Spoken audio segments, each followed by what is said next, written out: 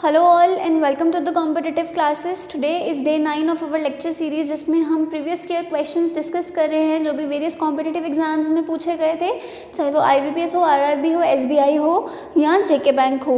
Video को start करने से पहले जिन्होंने चैनल को सब्सक्राइब नहीं किया है तो do subscribe it and don't forget to press the bell icon. Also description box में हमारे सोशल मीडिया प्लेटफॉर्म्स के लिंक्स डाल दिए गए हैं, do connect with us on them.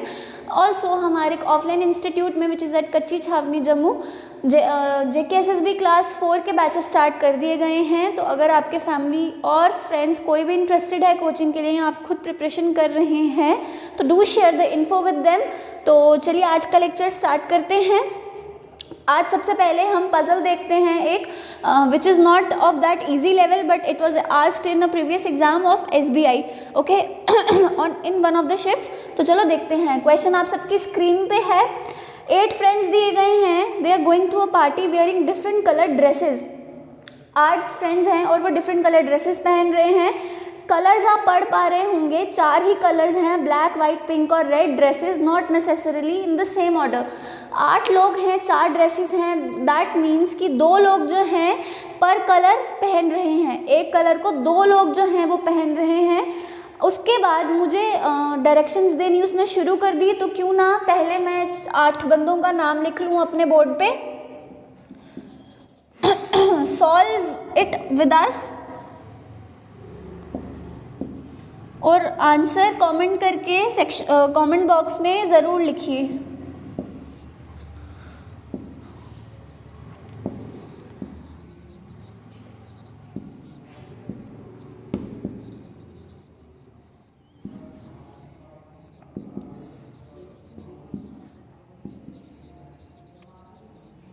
तो ये हो गए मेरे 8 पर्सन। मुझे इनके कलर्स गिवन हैं तो मुझे क्या करना है, डायरेक्शंस पढ़नी है। सबसे पहले उसने बोला each colour is worn by 2 of them, हर 2 बंदे एक कलर पहन रहे हैं।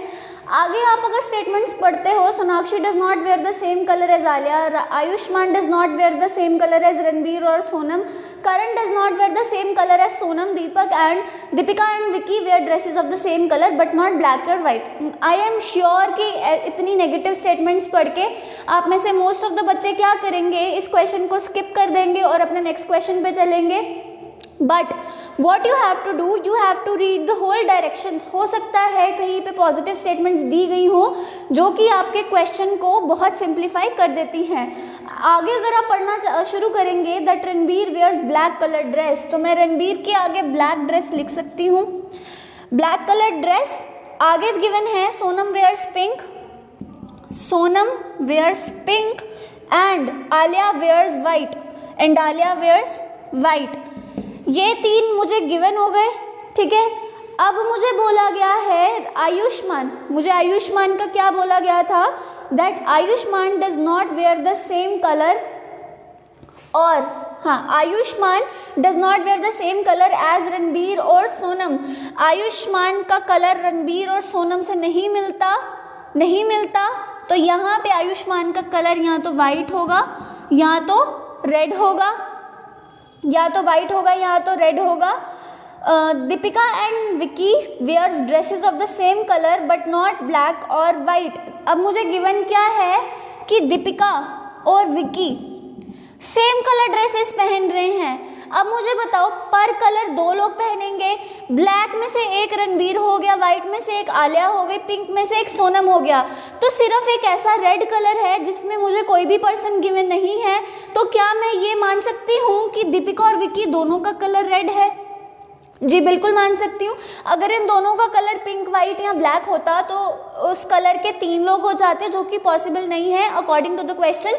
तो मुझे गिवन है दीपिका एंड विकी का रेड है, तो विकी के आगे भी रेड लिखूंगी और दीपिका के आगे भी रेड लिखूंगी। अब रेड के जब 2 लोग हो गए तो ये जो पॉसिबिलिटी मैंने बनाई थी वाइट और रेड की, इसमें से मैं रेड को वाइप आउट कर दूंगी क्योंकि रेड ने 2 पर्सन्स जो थे वो ऑक्यूपाई कर लिए। इसका मतलब आलिया और आयुष्मान का सेम कलर होगा। अब चलते हैं अगले स्टेटमेंट पे। Karan does not wear the same colour as Sonam, तो सोनम का कलर है अगर पिंक तो करण का कलर कौन सा होगा, ब्लैक, क्योंकि वाइट के भी 2% फिक्स्ड हैं और रेड के भी 2% फिक्स्ड हैं, तो मेरा करण का कलर क्या रहेगा? ब्लैक। और जो एक लेफ्ट ओवर सोनाक्षी थी मेरे पास, उसका कलर क्या रहेगा? पिंक। तो अगर आपने क्वेश्चन पजल को ध्यान से पढ़ा तो आपको रियलाइज हुआ होगा कि पजल इजी नहीं थी करने को अगर हम गलत टेक्निक से करते। आई मीन टू से बहुत डिफिकल्ट होती है अगर हम गलत टेक्निक से करते, बट हमने क्या किया, हमने पॉजिटिव स्टेटमेंट्स को पहले पकड़ा, उनको राइट डाउन किया और फिर जो नेगेटिव स्टेटमेंट्स थे हम उन पर गए, which made the question very very very easy. तो इसके बेसिस पे क्वेश्चन जो हैं वो अब डिस्कस करते हैं। First question is which colour does Deepika wear? So Deepika wears red colour. Which color Deepika wears? Red. Which is my option number 4. Okay. Who wears white color dress? White color dresses किसकी हैं? Alia and Ayushman की। तो क्या मुझे वो options में given है? जी हाँ गिवन है, तो मेरा ऑप्शन क्या रहेगा? Option number 3। आगे देखती हूँ, who wears black color dresses? तो ब्लैक जो है वो किसको किसको है? रणबीर एंड करण। तो रणबीर या करण दोनों में से कोई एक ऑप्शन भी गिवन होगा तो वो मेरा ऑप्शन होगा, which is my option number 5। Okay, next question की बात करते हैं। Who wears the same colour as Sonam? तो कहाँ है सोनम? सोनम है यहाँ। तो सोनम कौन सा कलर पहन रही है? पिंक कलर पहन रही है। उसने बोला वो किसके जैसा कलर पहन रही है, तो पिंक किसके साथ है? एक आ गया सोनम का, तो दूसरा आ गया सोनाक्षी का, which is my option number 3। Okay, next question है, who wears the same colour as Ayushmann? Ayushmann का व्हाइट कलर है, तो सेम कलर उसके किसके साथ है? आलिया के साथ। तो आलिया, विच इज माई ऑप्शन नंबर 4। तो स्टूडेंट्स, आई होप आपको ये पजल करने में डिफिकल्टी नहीं आई after the technique I just discussed with you, कि पहले पॉजिटिव स्टेटमेंट्स को लिखो और उसके बाद नेगेटिव स्टेटमेंट्स पे जाओ। That will make your question a whole lot easier. ठीक है, तो पजल के आगे चलते हैं, जिसको अभी तक हमने आज तक डिस्कस नहीं किया, आज डिस्कस करते हैं, which is coding and decoding. JK bank PO के प्री में आपने देखा होगा कि कुछ शिफ्ट्स में आपको कोडिंग डिकोडिंग पूछी गई थी, बट कुछ शिफ्ट्स में आपको कोडिंग डिकोडिंग ना पूछ करके ज़्यादा पजल्स पूछी गई थी। तो आपको प्रिपेयर रहना है, क्योंकि इसके बाद कोई मेंस नहीं होने वाला है ना, जो होगा इसी एग्ज़ाम में होगा। तो आपको प्रिपरेशन पूरी करनी है कि जो भी टॉपिक आपको पूछा जाता है एग्ज़ाम में, आप उसको एस कर लो, इतने अच्छे से प्रैक्टिस करो कि कोई भी क्वेश्चन आपको पूछा जाए तो आप उसको सॉल्व कर सको। तो क्वेश्चन आप सबके सामने हैं, 4 स्टेटमेंट्स दिए गए हैं और उनके कोड्स दिए गए हैं। क्वेश्चन में हमको पूछता है व्हाट डज टा रिप्रेजेंट इन दिस कोड। तो हमारी टेक्निक क्या रहती है? ऑल्सो स्टूडेंट्स, ये हमारी रिवीजन क्लासेस चल रही हैं, इसलिए हम स्पीड में आपके साथ क्वेश्चंस डिस्कस कर रहे हैं और हर एक कॉन्सेप्ट हम आपके साथ डिस्कस नहीं कर रहे। अगर आपको कॉन्सेप्ट वाइज वीडियोस चाहिए तो do comment us in the comment section और बताओ कि आपको किस कॉन्सेप्ट में प्रॉब्लम आ रही है, जो हम आपके साथ डिस्कस अच्छे से कर सकें। ठीक है, तो टा का मुझे कोड बताना है। अब उसके लिए मैं क्या करूँगी, जितने भी स्टेटमेंट्स मुझे दिए गए हैं उनमें से आप ये देखोगे कि टा का कोड आपको किस किस स्टेटमेंट में दिया गया है। अगर मैं सेकंड और थर्ड स्टेटमेंट की बात करूँ तो मैं देख पा रही हूँ टा जो है वो दोनों में है। क्या और कोई कोड उन दोनों में है? सेकंड में हमारा कोड है हा नी टा डे। थर्ड में हमारा कोड है टा फा का नी। मतलब एक टा जो है वो रिपीट हो रहा है, एक नी है वो रिपीट हो रहा है। और वर्ड्स में क्या क्या रिपीट हो रहा है? Exams are hard things must remember. तो एक हार्ड और एक थिंग्स जो है वो दोनों स्टेटमेंट्स में है। तो मतलब टा जो कोड है वो हार्ड का भी हो सकता है और थिंग्स का भी हो सकता है, नी जो है वो हार्ड का भी हो सकता है, थिंग्स का भी हो सकता है। अब इसके बाद हम क्या करते हैं? अब इसके बाद देखो, या तो हार्ड या तो थिंग्स, इन दोनों में से कोई एक वर्ड जो है वो फर्स्ट या फोर्थ स्टेटमेंट में भी गिवन होगा। अगर मैं फर्स्ट स्टेटमेंट की बात करूं, वहाँ पे है study hard for exams, study hard for exams. और टा और नी में से नी जो है वो फर्स्ट स्टेटमेंट में प्रेजेंट है, मतलब मेरे नी का कोड हो गया हार्ड। जब नी का हार्ड हो गया तो टा का क्या आएगा? टा का आएगा थिंग्स। तो फर्स्ट क्वेश्चन का आंसर क्या रहेगा? फर्स्ट क्वेश्चन का आंसर रहेगा ऑप्शन नंबर 5। तो सेकंड क्वेश्चन आप सबकी स्क्रीन पे है। आपको पहले ही सारे वर्ड्स के कोड निकाल के नहीं रख लेने, या पहले ही कोड्स के वर्ड्स निकाल के नहीं रख लेने, that will consume a lot of time. Question में आपको जिसका कोड पूछा गया है या जिसका वर्ड पूछा गया है, do focus on that particular word and move on, ठीक है। तो इस क्वेश्चन में मुझे किसका कोड निकालना है, मुझे कोड निकालना है स्टडी का। तो अगेन पहले मैं ये देखूंगी किन 2 या 3 स्टेटमेंट्स में मुझे स्टडी वर्ड जो है वो गिवन है। तो फर्स्ट स्टेटमेंट में है स्टडी हार्ड फॉर एग्जाम्स, और सेकंड में नहीं है, थर्ड में नहीं है, फोर्थ में है रिमेंबर ऑल वाइल स्टडीज़। तो मैं देख पा रही हूँ दोनों स्टेटमेंट्स में स्टडी कॉमन हो गया। अब मैं कोड देखूंगी कौन सा कॉमन है फर्स्ट और फोर्थ स्टेटमेंट में। डे ला पानी कारो पा ना, तो मैं देख पाई कि पा जो था वो रिपीट किया गया था दोनों सेंटेंसेस में, और इसलिए मेरे स्टडी का कोड मेरा क्या फिक्स हो गया, पा। Okay, which is my option number 2। Okay, तो चलिए अपने नेक्स्ट क्वेश्चन पे चलते हैं। ये मैंने वो कोड्स लिख के रख दिए हैं जो आपको भी लिख के रखने हैं पेपर में, जो कोड्स आप निकाल लेते हो, because that will help in doing the अगले वाले क्वेश्चंस। तो which of the following is the code for must. अब अगेन मस्ट को ढूंढो, क्या वो किन्हीं 2 सेंटेंसेस में रिपीट किया जा रहा है। फर्स्ट सेकंड स्टेटमेंट में देखूं तो मस्ट नहीं है, थर्ड में है, फोर्थ में नहीं है। थर्ड स्टेटमेंट में मुझे 4 वर्ड्स दिए गए हैं, हार्ड थिंग्स मस्ट रिमेंबर। तो इसको करने का तरीका क्या है, हार्ड और थिंग्स का कोड मेरे पास ऑलरेडी है। अगर मैं रिमेंबर का कोड निकाल लेती हूँ तो जो लेफ्ट ओवर होगा वो किसका होगा, मस्ट का कोड होगा। रिमेंबर की बात करूँ तो रिमेंबर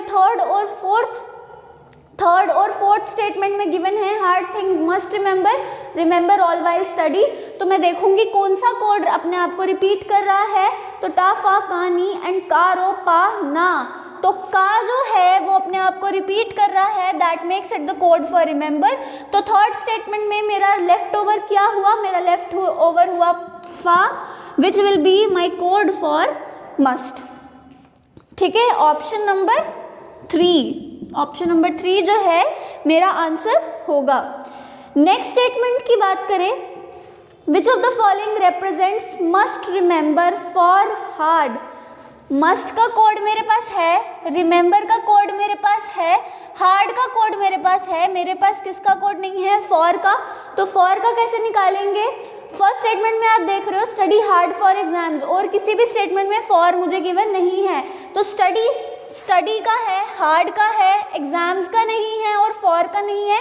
तो पहले हम एग्जाम्स का निकालेंगे, फिर जो लेफ्ट ओवर कोड बचेगा वो किसका होगा, फॉर का होगा। अगर मैं एग्जाम्स की बात करूं, एग्जाम्स वर्ड जो है वो सेकंड और फर्स्ट स्टेटमेंट में रिपीट हो रहा है। ठीक है, रिपीट हो रहा है ना, study hard for exams, exams are hard things. तो 2 वर्ड्स हैं जो कॉमन है, हार्ड और एग्जाम्स।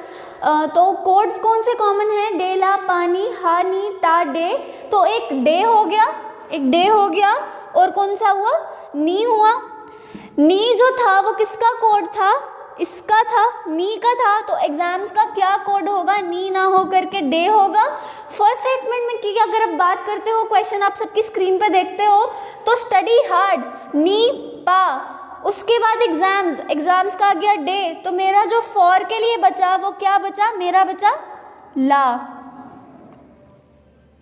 मेरा फॉर के लिए जो कोड बचा वो ला बचा। मुझे अपने स्टेटमेंट में क्वेश्चन में क्या रिक्वायर्ड था, which of the following represents must remember for hard. तो मस्ट का आ गया फा, रिमेंबर का आ गया का, फॉर का आ गया ला एंड हार्ड का आ गया नी। तो इनमें से कौन सा ऑप्शन इन चारों कोड्स को पकड़ के रखा है, नी फा का लो। लो तो कोई कोड नहीं है, ला। तो अगर मैं ऑप्शन नंबर 4 की बात करूं, तो उसमें ये चारों कोड्स जो हैं वो गिवन है, and that will be my correct option. ठीक है, कोडिंग डिकोडिंग जो है वो एक ट्रिकी टॉपिक है, आपको ध्यान से करना है। अगर तो वो वर्ड्स कॉमन हैं कि नहीं 2 या 3 स्टेटमेंट्स में, तो उनका कोड वहाँ से निकल आएगा, बट अगर वो कॉमन नहीं है, सिर्फ एक स्टेटमेंट में है, तो आपको उस स्टेटमेंट के बाकी वर्ड्स का कोड निकालना है, और जो लेफ्ट ओवर होगा वो उस वर्ड का कोड होगा। तो ये तरीका होता है हमारा कोडिंग डिकोडिंग करने का, ठीक है। इसके बाद चलते हैं एक फ्लोर बेस्ड पजल पे। ये कोई फ्लैट फ्लोर बेस्ड पजल नहीं है, फ्लोर बेस्ड पजल है जो पुराने IBPS के क्लरिकल एग्जाम में किसी शिफ्ट में पूछी गई थी, ठीक है। तो क्वेश्चन आप सबकी स्क्रीन पे है। 8 friends are living on a separate floor but not necessarily in the same order. The ground floor is number 1, the first floor is number 2 and so on. तो टॉप मोस्ट जो है वो 8 floor है। तो सबसे पहले आपको पैरामीटर कौन सा फिक्स करना है? फ्लोर वाला। 8, 7, 6, 5, 4, 3, 2 एंड 1।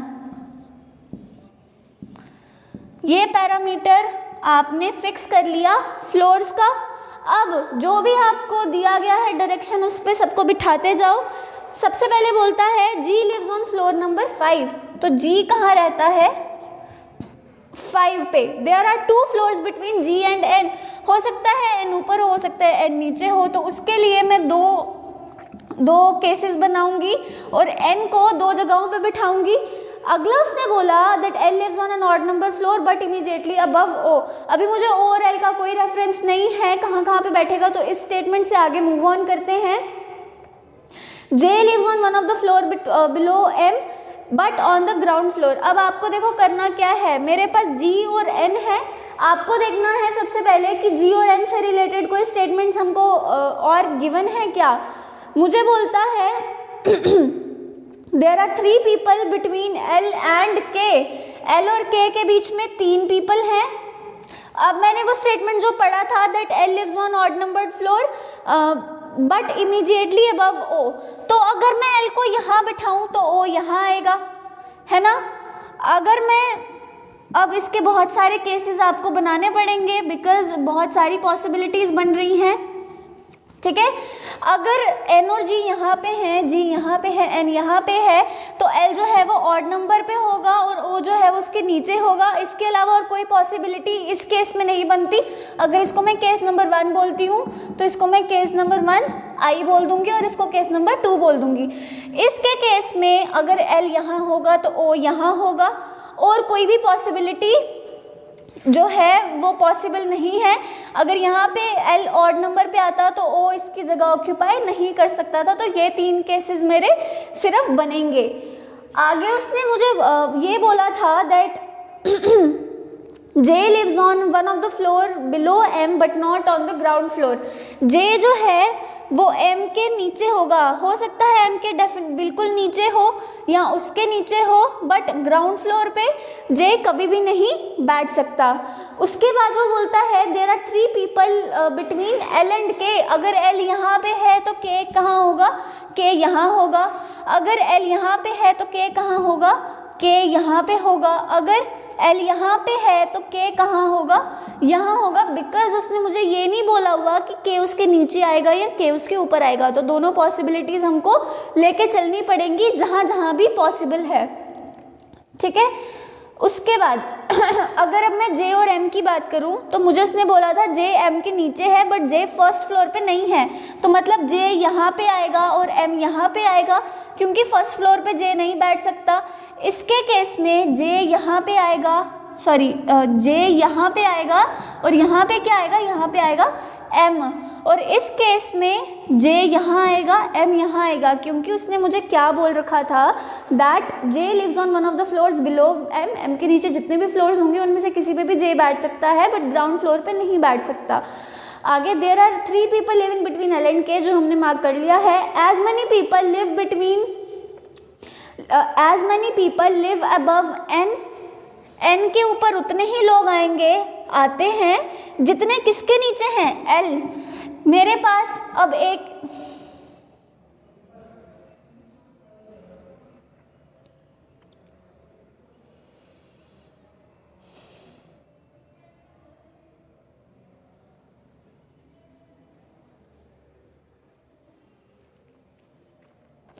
मेरे पास जो पॉसिबिलिटीज़ बनी हैं उसमें मेरी एक एक पोजीशन खाली है, तो उनको पहले भर दो, ठीक है।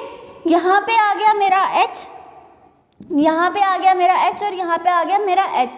अब अगर मैं लास्ट स्टेटमेंट को देखूँ, that as many people live between and live above N as below L, तो एन के ऊपर इतने ही लोग बैठते हैं जितने एल के नीचे बैठेंगे।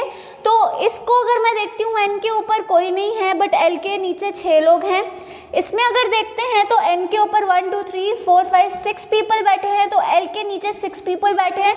मतलब ये पॉसिबिलिटी मेरी सेटिस्फाई कर रही है मेरे स्टेटमेंट को। इसकी बात करूं तो एन के ऊपर कोई भी नहीं है और एल के नीचे जो है वो 2 पीपल बैठे हैं, मतलब हमारा ये वाला केस भी गलत हो गया। तो मेरा जो पजल का असली सिटिंग अरेंजमेंट है वो ये वाला केस बनेगा and that will be my answer. Okay, आपको पहले ही अगर आप देख लेते कि एन के ऊपर कौन कितने और एल के नीचे कितने हैं, तो ये जो 2 स्टेटमेंट्स थे ये कभी बनते ही नहीं, ठीक है। एक ही केस बनता, बट कुछ बच्चे कमेंट कर रहे थे कि आप पॉसिबिलिटी केसेस नहीं बना रहे हो जो बनाने चाहिए। तो पॉसिबिलिटी केसेस वहाँ ज़रूरी हैं जहाँ पे चाहिए हो, जहाँ पे इम्पॉर्टेंट नहीं है फालतू में अपने आप को ज़्यादा कंज्यूम करने की कोई ज़रूरत नहीं है। जहाँ पे केसेस नहीं बनते वहाँ पे मत बनाओ, ठीक है। अगर आप अपने माइंड में प्ले कर सकते हो, माइंड में कैलकुलेट कर सकते हो कि किसको कहाँ बिठाना है, तो it is well and good, ठीक है। फर्स्ट क्वेश्चन आपकी स्क्रीन पे है, how many people live between M and O. M और ओ के बीच में कितने, सॉरी ये वाला अब हम कंसिडर करेंगे। तो एम और ओ के बीच में कितने पर्सन्स बैठे हैं, only 1, which is my option number 1। Next question आप सबकी स्क्रीन पे है, who occupies top most and ground floor respectively. तो टॉप मोस्ट फ्लोर किसके पास है, एम के पास, और लोअर मोस्ट कौन सा किसके पास है, एच के पास। तो हमारा आंसर क्या होगा, option number 5, which is M H. आगे पूछा है, हाउ 4 among the given 5 are similar in a certain way, who among is not belong to that group।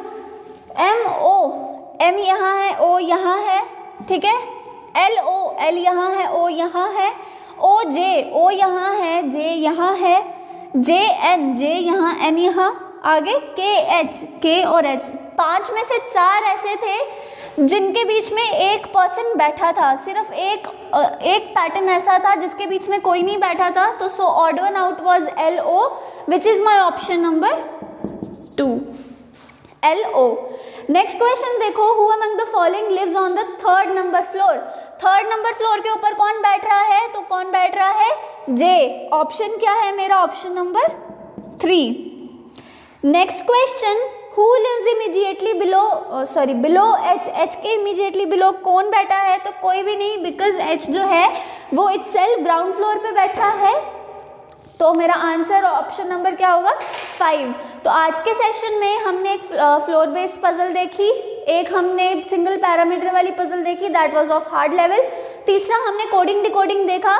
तो आई होप हमारे सेशंस आपको यूजफुल लग रहे हैं। अगर लग रहे हैं तो do comment in the section, comment box, और बताओ कि कैसे लग रहे हैं, या अगर कोई डाउट आता है तो वो भी आप पूछ सकते हो। बाकी क्वांट की क्लासेस 12 PM जो है वो अपलोड कर दी जाती हैं। Do watch our lectures and if you like them press the like button. तो thank you so much for watching and have a nice day.